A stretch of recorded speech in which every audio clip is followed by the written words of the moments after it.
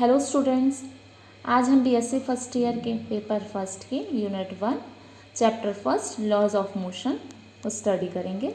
Laws of motion को हिंदी में बोलते हैं गति के नियम। इसके अंदर हम लोग दो स्टेट के बारे में स्टडी करेंगे। पहला होता है रेस्ट स्टेट, दूसरा होता है मोशन स्टेट। रेस्ट स्टेट को हम लोग हिंदी में बोलते हैं विरामावस्था, मोशन स्टेट को हम लोग बोलते हैं गत्यावस्था। तो पहले हम लोग जान लेते हैं कि रेस्ट स्टेट और मोशन स्टेट होते क्या हैं। तो पहले रेस्ट स्टेट। जब कोई वस्तु समय के साथ अपने चारों ओर की वस्तु के सापेक्ष अपना स्थान नहीं बदलती है, उसको हम लोग क्या बोलते हैं? Rest state. दूसरा क्या है? Motion state. जब कोई वस्तु समय के साथ अपने चारों ओर की वस्तुओं के सापेक्ष अपना स्थान बदलती है, उसको हम लोग क्या बोलते हैं? Motion state.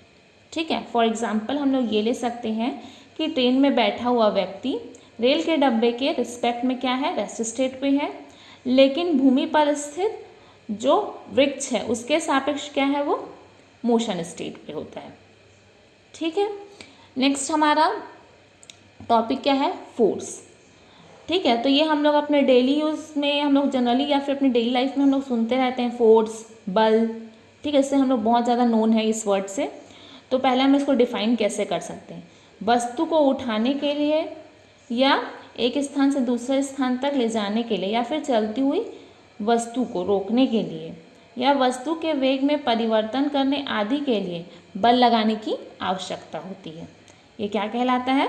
फोर्स। ठीक है।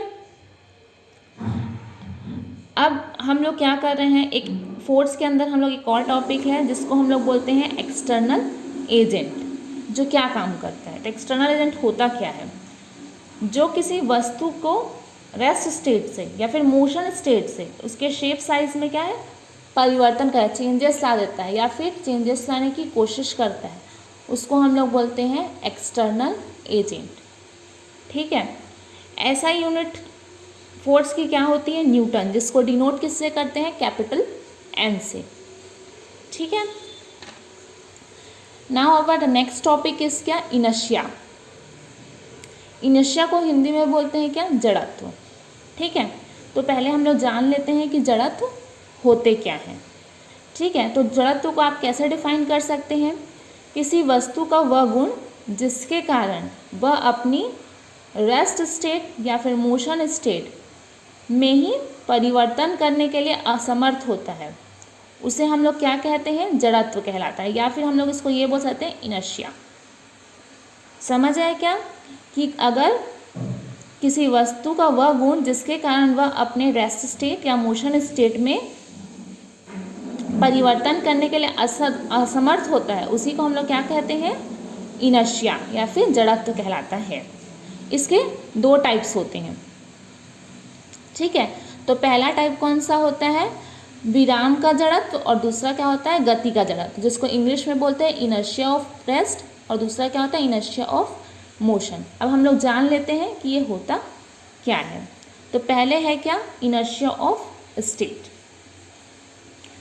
किसी वस्तु का वह गुण जिसके कारण वह एक्सटर्नल बल मतलब बाह्य बल की अनुपस्थिति में वह अपनी रेस्ट स्टेट में परिवर्तन करने के लिए असमर्थ होता है, वो क्या कहलाता है? इनर्शिया ऑफ रेस्ट या फिर विराम का जड़त्व कहलाता है। ठीक है। और वैसे क्या है? Inertia of motion. किसी वस्तु का वह गुण जिसके कारण वह बाह्य बल की अनुपस्थिति में अपनी मोशन स्टेट में परिवर्तन लाने में क्या रहता है? असमर्थ रहता है। ठीक है। वो क्या कहलाता है? गति का जड़त्व। Thank you.